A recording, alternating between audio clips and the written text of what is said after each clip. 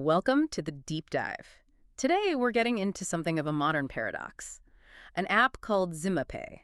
It sells itself as this super slick tool for international payments, for cashing out foreign income. It looks great. But our source for this, the X-Guide review, really pulls back the curtain.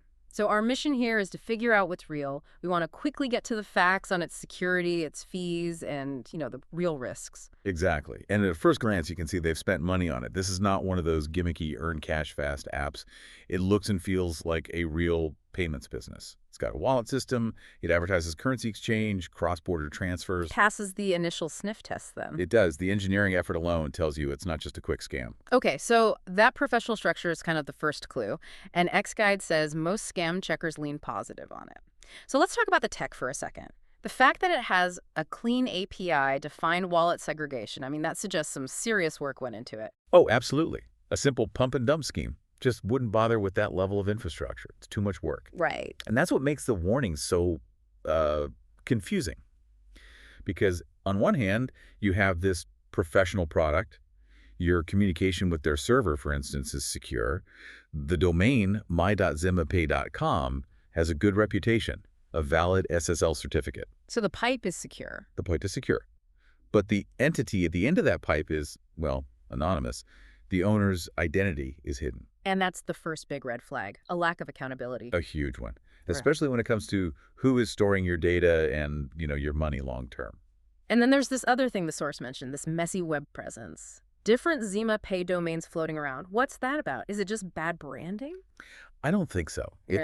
It hints at something called jurisdictional arbitrage. Nine. Meaning they might be setting up different entities in regions with weaker regulations. Getting a simple money services license somewhere easy instead of a proper electronic money license from a major financial hub. I see. So they're shopping for the easiest place to operate. Potentially. And that introduces a whole layer of risk for you, the user, especially with how they manage their own money for transfers. So wait a minute. X-Guide still seems to believe it's a real financial app, even with the hidden owner and all these regulatory gray areas. That sounds dangerous. It is dangerous. Oh.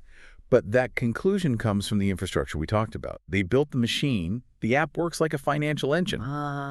But, and this is the most critical warning in the whole review, there is a massive missing link. The user reports. Exactly. A complete lack of real, verified user reports showing large withdrawals. So no one is saying, I cashed out 10 grand and it hit my bank. We can't find any. It's like they built this Ferrari engine, but we don't know if it can actually move a car full of groceries, let alone race. We just don't know if it can handle a serious transaction. So the bottom line here, what's the essential safeguard for anyone thinking of using this? Caution. Extreme caution. That's the only path. You have to fully understand the real withdrawal process and fees before you even think about putting in a large sum of money. So test it first. You have to. Double-check every single fee.